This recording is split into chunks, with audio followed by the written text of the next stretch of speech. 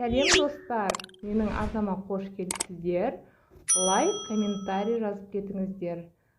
Біз сіздермен бүгін 15 минутта дайын болатын сүтті пәтір нандар жасайтын боламыз. Қараңыздаршы, өте жұмсақ әрі тойымды, дәмді нан піседі.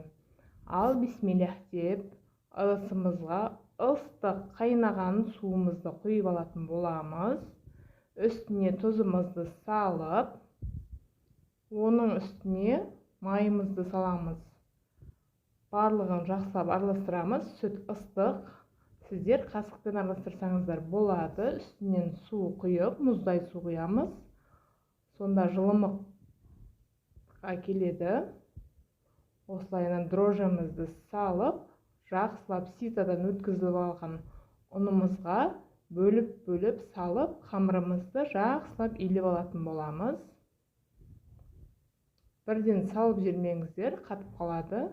Осылайынан бөліп жақсылап июін қандырып илейтін боламыз.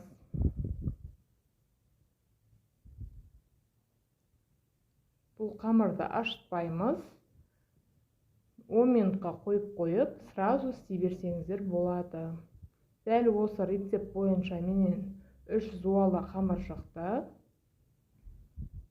Сіздер көбірек жасаймын десеңіздер, ұлғайтып жасасаңыздар болады. Описание бөліміне қарасаңыздар, төменде сол жаққа барлығын жазып қоятын боламын. Барлығын осылайынан кесіп аламыз, бірдей қылып. Және 10-15 минутқа қалдырып, және осылайынан пергамент қағазымыздың үстіне салып, жақсылап қолымызбен жасап алатын боламыз нанымызды.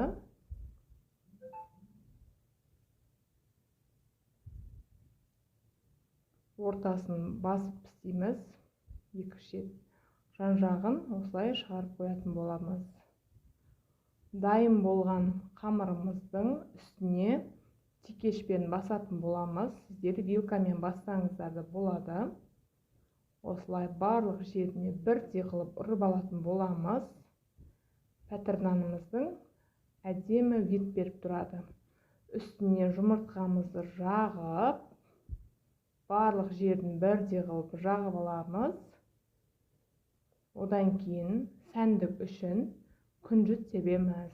Мен мына жерде күнжітпен мак араластырып септім.